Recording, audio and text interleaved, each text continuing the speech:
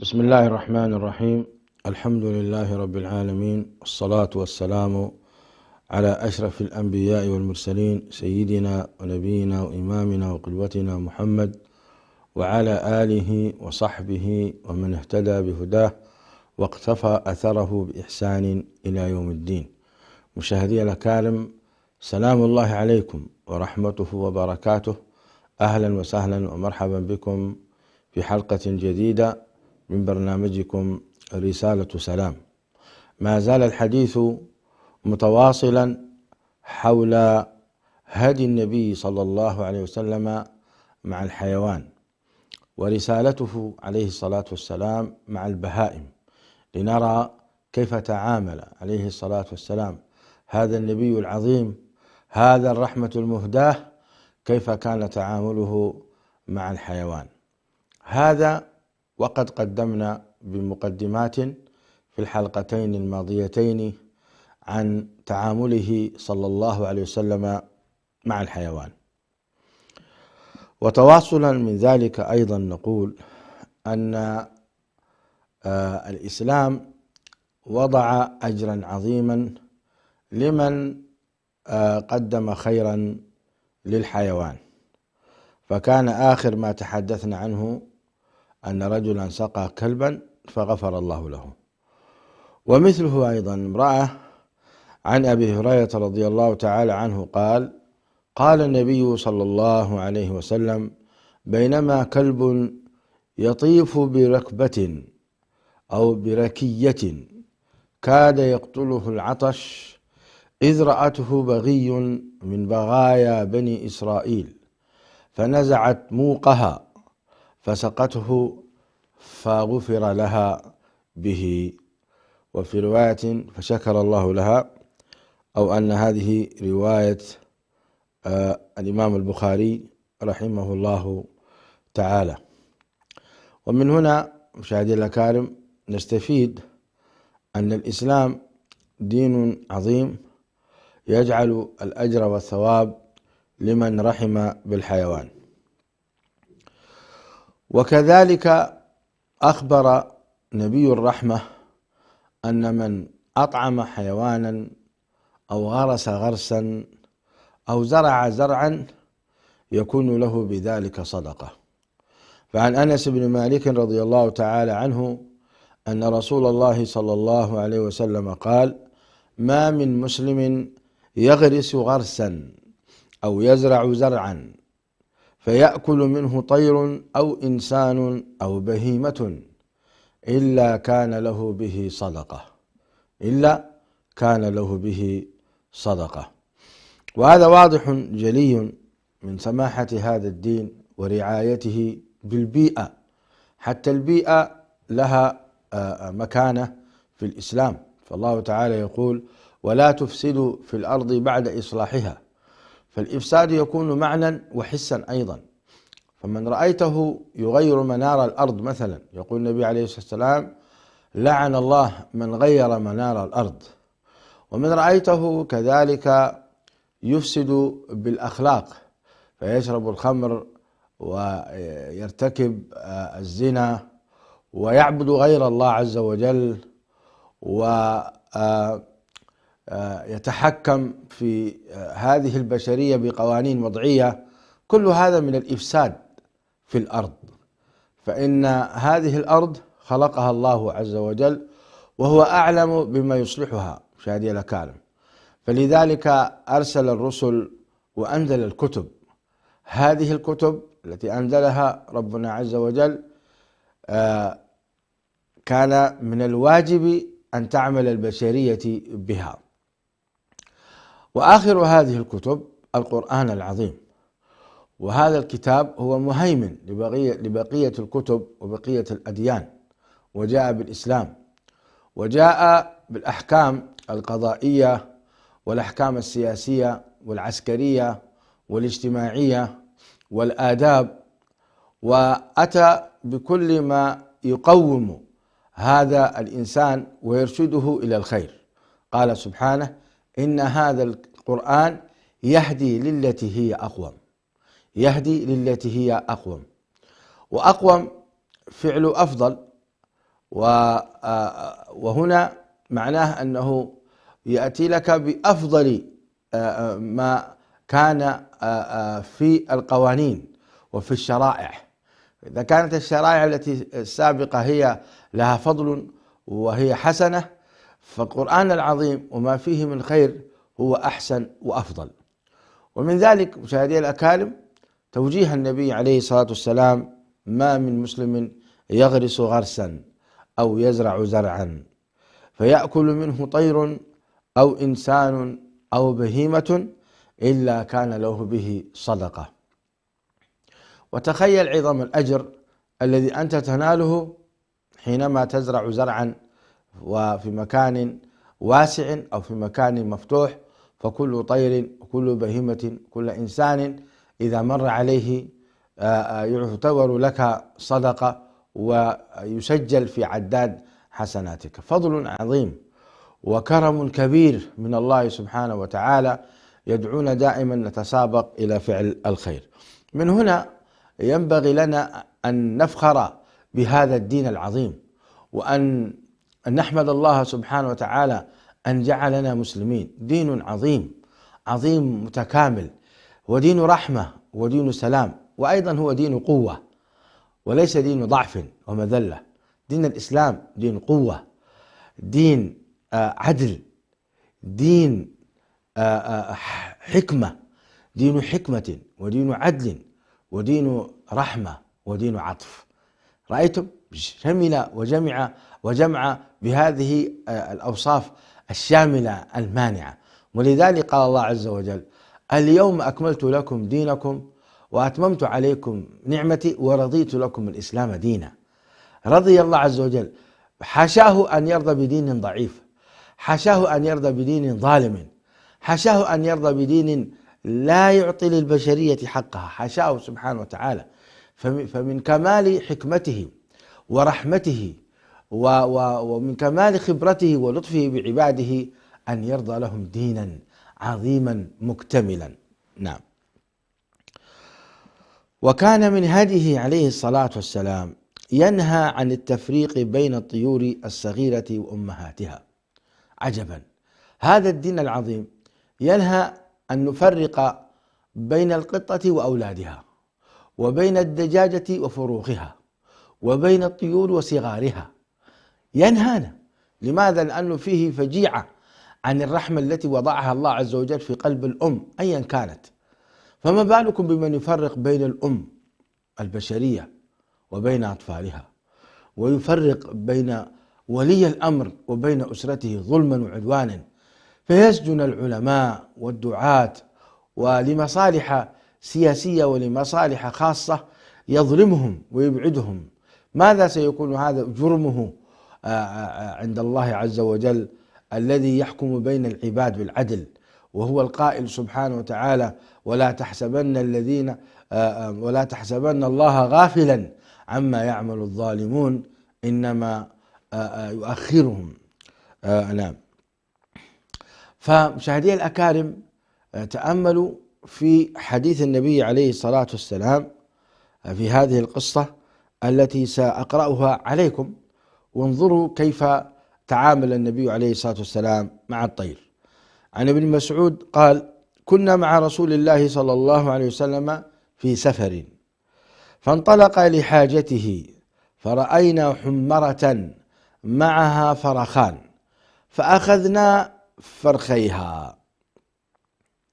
الحمرة هي طائر من الطيور الكبيرة معروفة بين قريش، فأخذوا فرخانها أي أطفالها وصغارها، فجاءت الحمرة فجعلت تفرش. وجاءت الحمرة يعني هذه الطائرة جاءت على الصحابة وصارت تطير حول صغارها. ففي هذه الحالة جاء النبي صلى الله عليه وسلم فقال: من فجع هذه بولدها ردوا ولدها إليها. من فجع هذه بولدها ردوا ولدها إليها. جاء الرحمة المهداة التي تشتكي إليه البهائم وتشتكي إليه الطيور وتشتكي إليه الحشرات. فإذا كان نبي الله سليمان قد سمع قول النملة وهي تقول: يا أيها النمل ادخلوا مساكنكم لا يحطمنكم سليمان وجنوده وهم لا يشعرون، فتبسم ضاحكا من قولها بعدما سمع، فتبسم ضاحكا من قولها وقال: رب أوزعني أن أشكر نعمتك التي أنعمت علي. هذه النعمة لم تكن خاصة بنبي الله سليمان عليه السلام، فقد فاز بها أيضا رسولنا الكريم صلى الله عليه وآله وسلم، فكان يسمع كلام الحيوان. ومضى معنا ذلك الجمل الذي حينما رأى الرحمة المهداة بكى وظرفت عيناه، حتى جاء النبي عليه الصلاة والسلام ووضع يده الشريفة على ذفراه فسكن الجمل. هكذا النبي عليه الصلاة والسلام أيضا رأى هذه الحمرة وهي يعني فزعة وهي خائفة على أولادها وعلى صغارها، فقال الرحمة المهداة: من فجع هذه بولدها؟ وهو غاضب صلى الله عليه وسلم مستنكر لهذا الفعل رافضا لهذا الأسلوب، فقال: ردوا عليها ولدها. والحمد لله أن الصحابة لم يقتلوا أولادها ولم يطبخوهم يأكلوهم، فلحق بهم صلى الله عليه وسلم قبل أن يقوموا بذلك. ورأى أيضا قرية نمل قد حرقناها، فقال: من حرق هذه؟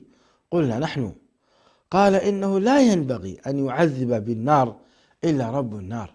وأيضا الصحابة جهلا منهم حرقوا قرية كاملة فيها نمل، فنهاهم النبي عليه الصلاة والسلام عن ذلك الفعل وقال: لا ينبغي أن يعذب بالنار إلا رب النار. وهذا بلا شك أنه يحرم على الإنسان أن يعذب إنسانا أو أن يعذب حيوانا بالنار، فهذا حصر، لا يجوز فعل ذلك إلا الله سبحانه وتعالى يعذب من يشاء بالنار، نعوذ بالله من النار. كذلك من هديه عليه الصلاة والسلام مشاهدي الأكارم أنه نهى عن رمي شيء من البهائم بالسهام وغيرها. نهى عن رمي شيء من البهائم بالسهام وغيرها، طبعا غير الصيد. فالرمي العام على البهيمة من أجل أذيتها قد نهى عنه الرحمة المهداة صلى الله عليه وآله وسلم. عن هشام بن زيد قال: دخلت مع أنيس على الحكم بن أيوب، فرأى غلمانا أو فتيانا نصبوا دجاجة يرمونها. نصبوا يعني وضعوها في مكان وربطوها ثم بدأوا يرمونها. فقال أنس: نهى النبي صلى الله عليه وسلم أن تصبر البهائم أو أن تصبر البهائم، أي تصبر أي تحبس لترمى حتى تموت. نعم، الصبر هو هنا بمعنى الحبس. نعم.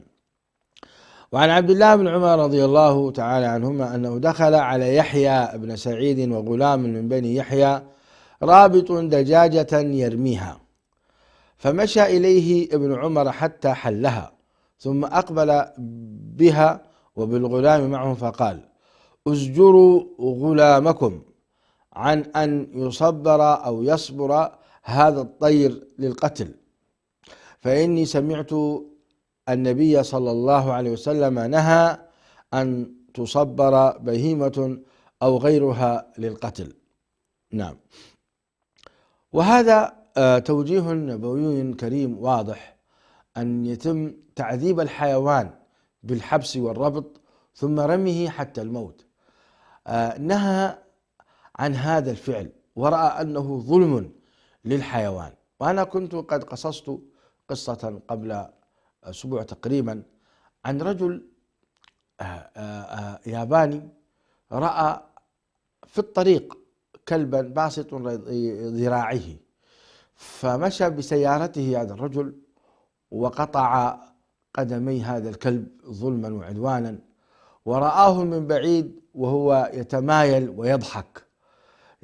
ويضحك والكلب يصرخ ويتألم. الكلب يصرخ ويتألم. وبعد أسبوع أو أسبوعين في نفس هذا الطريق تعطل هذا الياباني بسيارته، فنزل من أجل أن يصلحها، فوضع ما يسمونه بالعفريت الناقلة، الآلة التي ترفع المركبة، رفعها ثم بدأ يصلح سيارته، فتعرقل أو تعرقلت هذه الآلة، فسقطت السيارة المركبة بكاملها على يدي هذا الرجل الذي قطع الأسبوع الماضي يدي الكلب أيضا.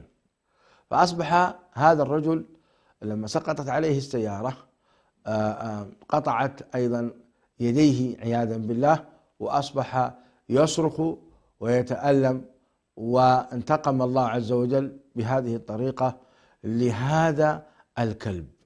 فالظلم عند الله ظلمات، نسأل الله العافية والسلامة.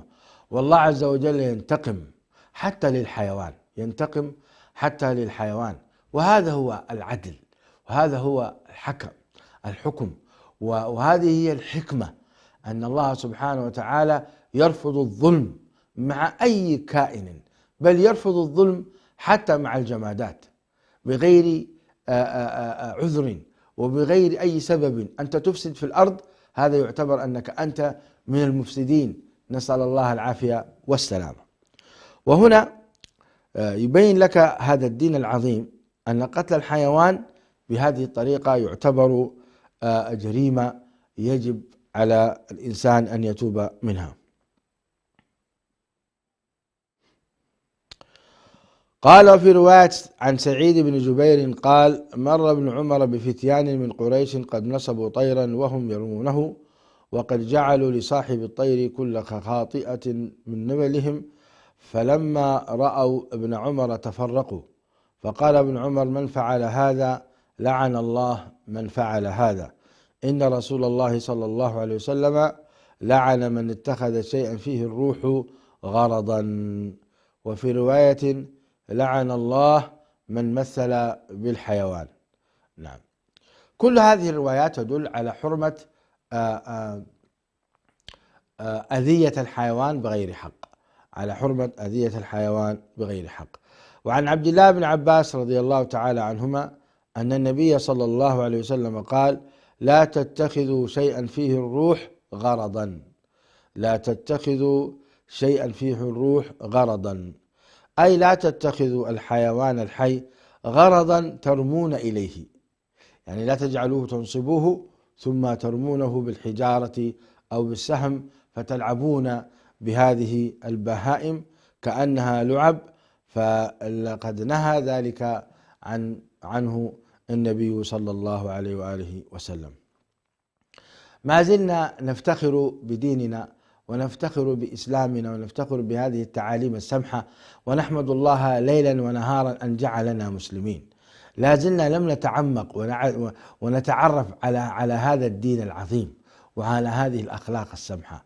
والله الغرب ما كانوا لينالوا من رسول الله صلى الله عليه وسلم لو كانوا يعرفون هذه المعلومات العظيمة وهذا الأدب الجم. فالغرب ليسوا سواء، كما قال تعالى: ليسوا سواء من أهل الكتاب أمة قائمة يتلون آيات الله آناء الليل وهم يسجدون. فالله سبحانه وتعالى فرق بينهم، وقال سبحانه: ذلك بأن منهم قسيسين ورهبانا وأنهم لا يستكبرون. فمن الغرب من لا يستكبر، من لا يرد الحق أبدا، لكن التقصير منا نحن. لم نوصل التعريف بنبينا الكريم عليه الصلاة والسلام كما ينبغي، ما أوصلنا لهم المعلومة، في حين أن إعلامهم يصب حربا شعواء على النبي عليه الصلاة والسلام ويشوه صورته لئلا يسلم المجتمع الغربي، يصور صورته، ونحن إعلامنا تابع لهم، إعلامنا ضعيف، إعلامنا يعني تستخدمه هذه الحكومات الفاسدة للأسف الشديد. ولذلك أصبح الغرب لا يرى الإسلام إلا إرهابي، لا يرى الإسلام إلا قاتل، لا يرى الإسلام إلا عدو، فكيف سيدخلون في الإسلام؟ لذلك نحن علينا المسؤولية العظمى أن نخترق هذه الأمور ونعرف بنبينا الكريم صلى الله عليه وآله وسلم. معظم الذين ينالون من شرف رسول الله صلى الله عليه وسلم هم جهال، وأما الذين يعرفون مكانته ويعرفون دعوته ويعادونه فهؤلاء حاقدون ومجرمون، ولا يريدون أن يصدوا عن سبيل الله. هؤلاء إخواني عقوبتهم هو القتل. فالقتل يجب أن يكون من تجاه الحكومات النظامية، هي التي تطالب بقتلهم وتطالب بتأديبهم حتى يصل الأمر إلى القتل. نعم، لأن المساس بنبينا عليه الصلاة والسلام أشد من المساس بشرفنا، أشد من المساس بأعراضنا وأمهاتنا، أشد من ذلك. هو أحب إلينا من أنفسنا ومن النفس الذي نتنفس به، وأحب إلينا صلى الله عليه وسلم: لا يؤمن أحدكم حتى أكون أحب إليه من والده وولده والناس أجمعين. أنا ليس عندي أحد أحبه أكثر من ولدي، وليس عندي أحد أحبه أكثر من والدي إلا رسول الله صلى الله عليه وسلم، بل حتى من نفسي. ولذلك ومن هنا هي قضية صعبة، يجب الحكومات أن يكون عندها نظام للدفاع عن النبي عليه الصلاة والسلام يصل إلى إعلان الحرب، الحرب النظام. لا أدعو إلى تنظيمات مشوهة ولا إلى الخروج على الحكام، لا أدعو إلى هذا، ولكن أدعو أن الحكومات يكون لها مبدأ واضح في الدفاع عن النبي عليه الصلاة والسلام. ما فائدة هذه الجيوش وما فائدة هذه الأسلحة إذا لم تستخدم في الدفاع عن عرض رسول الله صلى الله عليه وسلم؟ مشاهدينا الأكارم، حقيقة فإذا كانت الأرض أحب إلينا من رسول الله صلى الله عليه وسلم فشلنا والله. يعني نحن نحمي الوطن ونحمي الأراضي ونحمي المصالح، ولا نحمي رسولنا ولا نحمي الرحمة المهداة ولا نحمي نبينا عليه الصلاة والسلام، وفشالاه والله.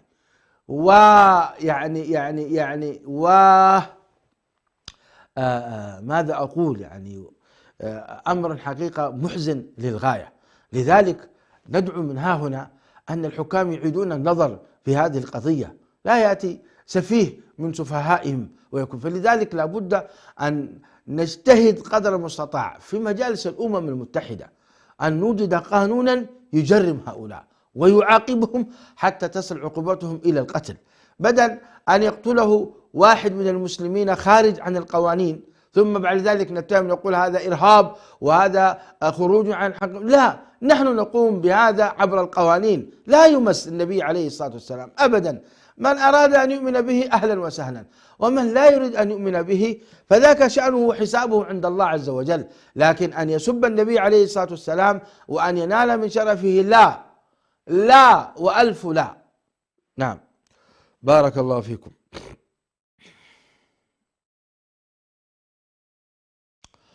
ومن هذه العظيم صلى الله عليه وسلم أنه نهى عن وسم الحيوان في وجهه أو ضربه في وجهه.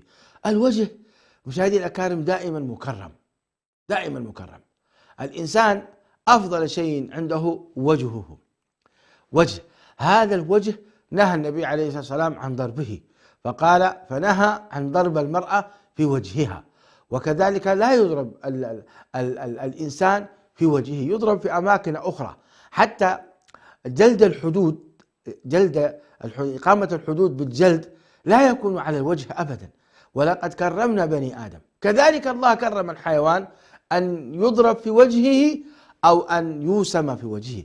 الوسم تعرفونه هو عمل يعني علامة على الوجه من خلال يعني استخدام آلة حادة أو استخدام آلة حامية من الحديد، ويجعل هذه الآلة الحامية من الحديد على وجه الحيوان فتخرج له علامة تدل على الوسم. في قدمه نعم، في مؤخرته نعم، أما في وجهه فلا. عن جابر بن عبد الله رضي الله تعالى عنهما أن النبي صلى الله عليه وسلم مر عليه حمار قد وسم في وجهه فقال: لعن الله الذي وسمه. شوف، تصل إلى حد اللعن، واللعن هو الطرد والإبعاد من رحمة الله، نسأل الله العافية والسلامة. دفاعا عن هذا الحيوان، مبدأ الحيوان. بالله عليكم فلتأتي الجامعات الأوروبية ولتأتي المدارس الأوروبية والغربية فلتعلمنا علما أفضل من هذا. هذا هو تعليم النبي عليه الصلاة والسلام الذي نزل إليه من الوحي من ربنا عز وجل. فلنا الحق أن نفخر بهذا الدين. يعني وصل الأمر في الدفاع عن الحيوان إلى اللعن، يعني من فعل هذا، واللعن ليس أمرا سهلا، نسأل الله العافية والسلامة. اللعن هو الطرد والإبعاد من رحمة الله.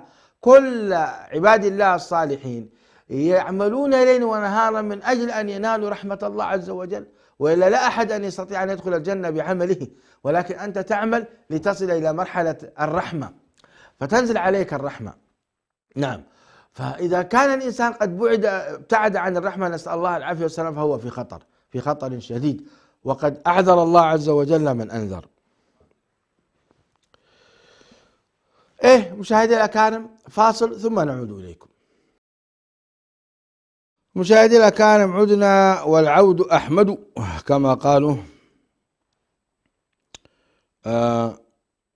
كنا في حديث عن عبد الله بن جعفر رضي الله تعالى عنهما قال: مر رسول الله صلى الله عليه وسلم على أناس وهم يرمون كبشا بالنبل. هذا انتهينا منه. نعم.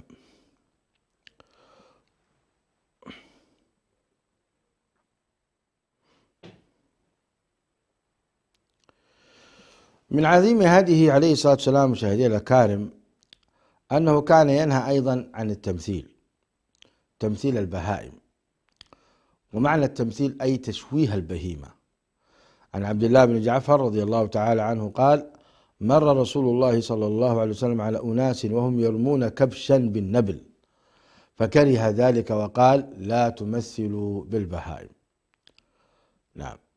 فكذلك التمثيل بالبهيمة أيضا حرام، وهو أن تقطع أذنها أو رجلها أو شيء من هذا القبيل، فإن هذا حرام وظلم.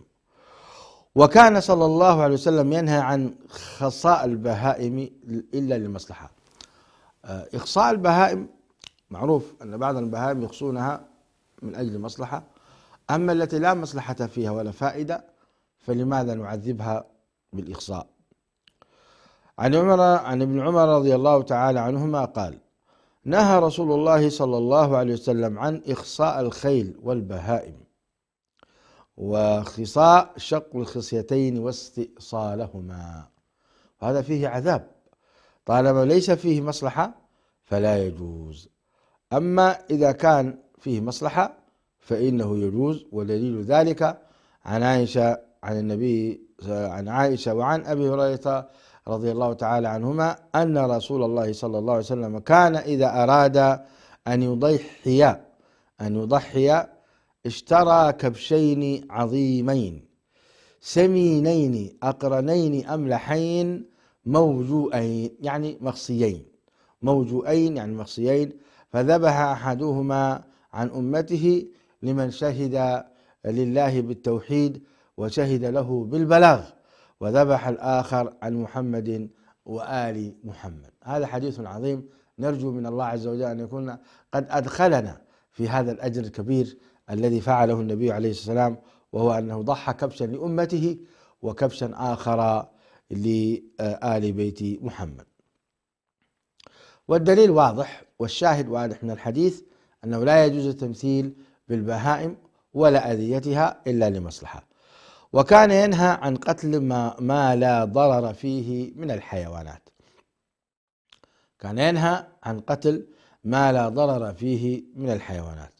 عن عبد الله بن عباس رضي الله تعالى عنهما قال: إن النبي صلى الله عليه وسلم نهى عن قتل 4 من الدواب: النملة والنحلة والهدهد والصرد. نعم. الصرد نوع من أنواع الطيور، فنهى عن هذه الدواب في القتل. وتكلم العلماء عن أسباب ذلك، لماذا نهى عن قتل النملة؟ فقال لأنها لا تؤذي. ولماذا قال نهى عن قتل النحلة؟ فقال لأن فيها منفعة كبيرة وهو العسل والشمع الذي فيه يتداوى به الناس. ونهى عن الهدهد والصرد لأن يقال أن الهدهد منتن الريح فصار في معنى الجلالة، والصرد تتشاءم منه قريش والعرب، فتركوه من أجل حتى يزول منهم هذا المعتقد الفاشل، المعتقد الخاطئ بأن الطيور لها أثر في الأقدار. وثمة أيضا حيوانات وحشرات قد أمر النبي صلى الله عليه وسلم بقتلها، وهذا يدلك على توازن هذا الدين، توازن هذا الدين وحكمته العالية في اتخاذ القرارات وفي التشريع العظيم الذي يشرعه الله عز وجل لنا بما فيه مصلحة. فهنا نهانا عن قتل 4 من الطيور و4 من الحيوانات، وهنا أذن لنا بالقتل. هذا يدلك على أنه دين حكمة وليس دين ضعف ولا دين عاطفة، إنما هو دين رحمة ودين حكمة وعدل. عن عائشة رضي الله تعالى عنهما قالت: قال رسول الله صلى الله عليه وسلم: 5 من الدواب كلها فواسق تقتل في الحل والحرم: الغراب والحدأة والكلب العقور والعقرب والفأرة. هذه 5 من الدواب، تقول عائشة ويقول النبي عليه الصلاة والسلام من حديث عائشة: 5 من الدواب كلها فواسق تقتل في الحل والحرم. وهذا واضح جدا أن قتل هذه الدواب في المناطق المقدسة كالحرمين الشريفين، وفي خارج المناطق المقدسة أيضا ما يسمونه بالحل.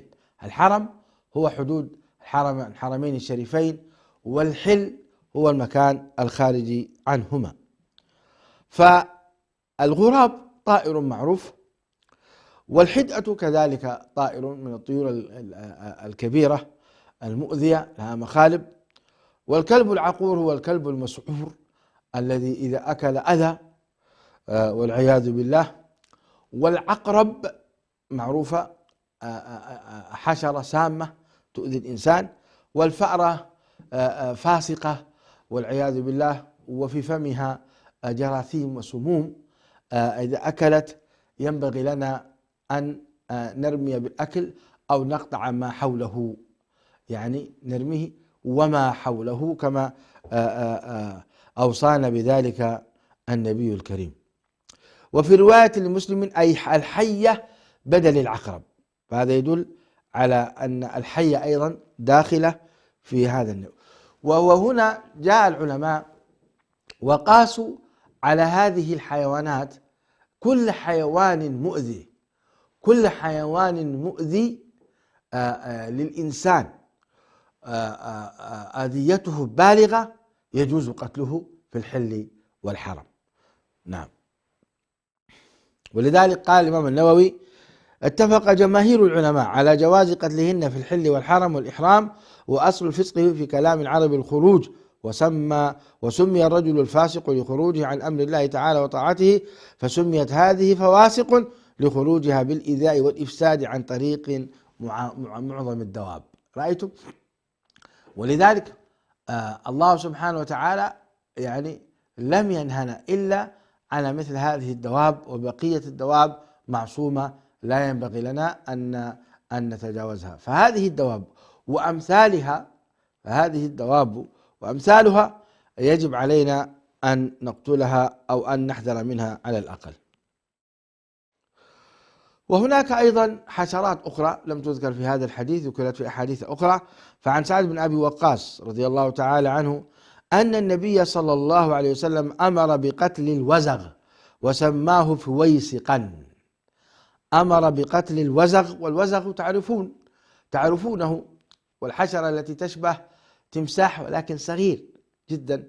هذا الوزغ الذي له صوت غريب مزعج، فأجاز النبي صلى الله عليه وسلم على قتله. بل هناك حديث آخر يبين أن من قتله بضربة واحدة له أجر، ومن قتله بضربتين له أجر أقل، ومن ضربه ب3 ضربات، من قتله ب3 ضربات له أجر أقل فأقل. عن أبي هريرة رضي الله تعالى عنه أن رسول الله صلى الله عليه وسلم قال: من قتل وزغة في أول ضربة فله كذا وكذا حسنة، ومن قتله في الضربة الثانية فله كذا وكذا حسنة لدون الأولى، وإن قتلها في الضربة الثالثة وإن قتلها في الضربة الثالثة فله كذا وكذا حسنة لدون الثانية. هذا الحديث رواه مسلم. وهناك حديث آخر أن من قتله بضربة واحدة نال 100 حسنة، نال 100 حسنة. قد سمعنا ذلك وقرأناه عن رسول الله صلى الله عليه وآله وسلم في الكتب المعتمدة. عن أم شريك رضي الله تعالى عنها أن رسول الله صلى الله عليه وسلم أمر بقتل الوزغ، وقال: كان ينفخ على إبراهيم عليه السلام. رأيتم؟ هذا هو سبب من قتل هذه الوزغة يكون له أجر إلى هذه الحسنات المتعددة. كان له ميزة عن بقية الفواسق في من قتل هذا. بقية الفواسق لم تذكر فيها الأجور والحسنات، وإنما هو من حيث الدفاع عن النفس، وهذا فيه أجر أيضا، فإذا قتلته لكن لك أجر عام. أما الأجور الخاصة لمن قتل وزغة مثلا فهذا لم يرد إلا في حديث الوزغ. وسمعنا وقرأنا عن الشيخ سعود الشريم وفقه الله وحفظه أينما كان وزاده شرفا وعلما. الشيخ سعود الشريم من نحبه في الله عز وجل، ونسأل الله تعالى له التوفيق والسداد. قال: لا أعلم حديثا فيه أجر لمن قتل حيوانا إلا هذا الحديث الذي هو حديث قتل الوزغ، والله تعالى أعلم. قال النووي: اتفقوا على أن الوزغ من الحشرات المؤذيات، وأمر النبي صلى الله عليه وسلم بقتله وحث عليه ورغب فيه لكونه من المؤذيات. ورأيتم أيضا في السبب الأول أنه كان ينفخ على إبراهيم. نبينا إبراهيم عليه السلام لما رماه عدو الله عز وجل في النار، وكان إبراهيم عليه السلام هو معلق بين السماء والأرض، أثناء الطير يقول، أثناء الرمي يقول: حسبي الله الذي لا إله إلا هو عليه توكلت. فهذه الفترة جاءه جبريل قال: هل تريد مني شيئا؟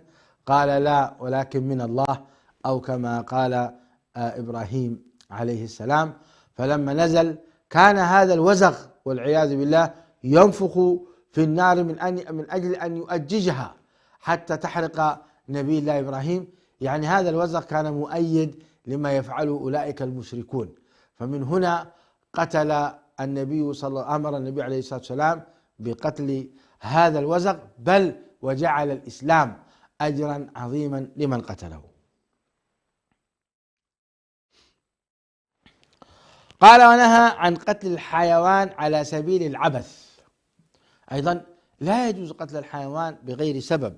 عن عبد الله بن عمر رضي الله تعالى عنهما أن رسول الله صلى الله عليه وسلم قال: من قتل عصفورا بغير حقه سأله الله عنه يوم القيامة. وبعض الناس يذهب إلى الصيد فيصيد العصافير ويصيد الحمام ثم يرميها، هذا يسأل عنه يوم القيامة. الذي يصيد صيدا يطبخه ويأكله فهذا أنعم به وأكرم، لا حرج. أما تصيد صيدا من أجل أن ترميه فتزهق روحا من غير فائدة، فانظر إلى هذا الحديث العظيم عن رسول الله صلى الله عليه وسلم أنه قال: من قتل عصفورا بغير حقه سأله الله عنه يوم القيامة. قيل: وما حقه؟ قال: أن تذبحه فتأكله.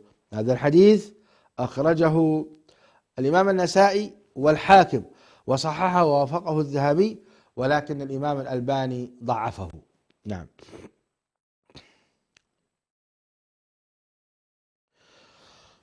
وكان يحث على الرحمة بالحيوانات. النبي عليه السلام كان يحث أمته بالرحمة بهذه الحيوانات. عن أبي أمامة رضي الله تعالى عنه أن رسول الله صلى الله عليه وسلم قال: من رحم ولو ذبيحة عصفور رحمه الله يوم القيامة. يا سلام! فكيف بمن يرحم إنسان؟ إذا رحمت إنسانا ماذا لك من الأجر والثواب؟ الله الله، يا لعظم من رحم الناس ووقف في يعني في إطعامهم وإسقائهم، وكان الله الله هنيئا لمن فعل هذا. والله إن صنائع المعروف تقي مصارع السوء. انظر النبي عليه الصلاة والسلام ماذا يقول: من رحم ولو ذبيحة عصفور رحمه الله يوم القيامة. نحن بأمس الحاجة إلى رحمة الله عز وجل. يا معاشر المشاهدين والمشاهدات، تسابقوا في الحصول على الرحمة على رحمة الله عز وجل، فإنها المقصد، إنها المقصد يا أخواني، حتى نحصل على رحمته فننجو من النار وندخل الجنة بسلام مع النبيين والصديقين والشهداء والصالحين، وحسن أولئك رفيقا. نسأل الله أن يجعلنا من أهل الفردوس الأعلى. نعم، نريد أن نكون في أعلى الدرجات من الجنة نحن وأبناءنا وزوجاتنا وذرياتنا، والله على كل شيء قدير. أيضا عن معاوية بن قرة أو ابن قرة عن أبيه أن رجلا قال: يا رسول الله، إني لأذبح الشاة وأنا أرحمها، أو قال: إني لأرحم الشاة أن أذبحها. فقال: والشاة إن رحمتها رحمك الله، والشاة إن رحمتها رحمك الله. هكذا قال. يا إخوان، أتعنون ما معنى إذا رحمك الله؟ يعني رضي الله عنك، يعني غفر الله لك، يعني أنت في نجاة من النار ودخول إلى الجنة. أمر ليس سهل. ففي هذه الحالة لو مات الإنسان فعند تنزل رحمات الله عز وجل هو في خير عظيم. أذكر قصة من القصص العجيبة يذكرها لنا مشايخنا في المجالس والتعليم. يقول: أخوان، أحدهما من الصالحين والآخر مسرف على نفسه بالمعاصي حتى الصلاة لا أظنه يصليها، أو أنه من المصلين ولكن من المقصرين جدا. فكان هذا الشاب الذي طبعا مقصر في الصلاة ومقصر في الطاعة يريد سيارة أخيه، مركبة أخيه، وكان أخوه هذا في محاضرة وفي مجلس علم وذكر في جامع كذا وكذا من المساجد، فاتصل به فقال له: أنا في الدرس، تريد السيارة؟ تعال في داخل الدرس. سبحان الله، هذا الشاب المقصر والمسرف على نفسه من أجل أن يأخذ المفتاح، مفتاح السيارة، اضطر أن يدخل إلى المسجد، اضطر أن يجلس فيستمع إلى الدرس حتى ينتهي، ومن ثم يأخذ السيارة وينصرف. فجلس يستمع إلى الدرس والشيخ يلقي درسه. طبعا هذا المجلس الآن مجلس سأحدثكم بعد نهاية القصة. فسبحان الله، هذا الشاب أخذ بعد انتهى الدرس سلم على أخيه وقال: هات المفتاح، أعطاه مفتاح السيارة وذهب. فلما ذهب بمفتاح السيارة وقاد السيارة في الطريق حصل له حادث ومات. إنا لله وإنا إليه راجعون. كل من عليها فان ويبقى وجه ربك ذو الجلال والإكرام.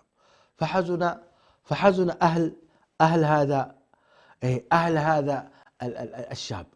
فلما جاءوا يغسلونه وجدوه مشرق الوجه منور الوجه. الله يا أخي، ما علمنا على هذا إلا يعني إسراف في المعاصي. من أين له هذا الوجه النير وهذه الخاتمة طيبة؟ فسألوا قالوا: آخر ما كان أنه قام من مجلس ذكر.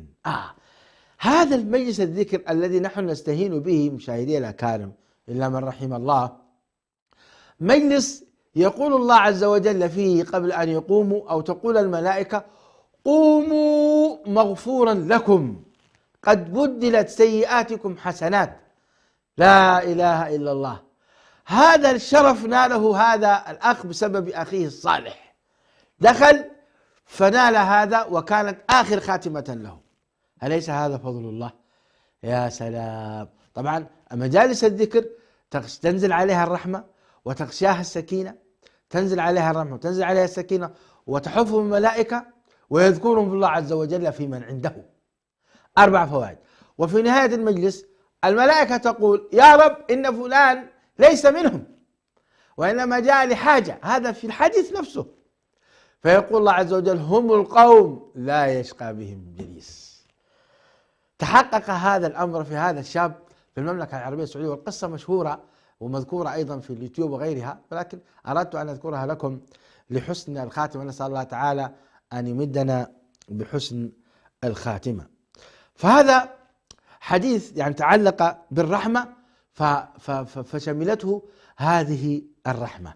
انتهى الوقت مشاهدي الأكارم، ولم ننتهي حقيقة من تعامل النبي عليه الصلاة والسلام مع البهائم. بقي لنا بعض الصفحات لابد أن ننهيها، لأن هذا الموضوع مهم حتى الناس لا تغتر بالحياة البهيمية التي يعيشها الغرب، ويظنون من خلال اهتمام بالحيوان أن الإسلام يعني قصر في العطف على الحيوان. لا، بل عطف الإسلام على الحيوان ورحمه وجعل شرائع وقوانين فيها ترغيب وفيها ترهيب من أجل الحيوان. سنكمل إن شاء الله في الحلقة القادمة، وننتهي بإذن الله من هذا الكتاب أو من هذه الرسائل، وندخل بعد ذلك في رسائل السلام في شخصه الكريم صلى الله عليه وسلم كما وعدناكم. بارك الله فيكم، وجعلني الله وإياكم من الذين يستمعون القول فيتبعون أحسنه. نسأل الله العظيم رب العرش الكريم أن يحشرنا في زمرة نبينا محمد صلى الله عليه وسلم، وأن يجمعنا به على الحوض غير مبدلين ولا مغيرين، اللهم آمين. اللهم صل وسلم وبارك وأنعم على نبينا محمد وعلى آله وصحبه أجمعين.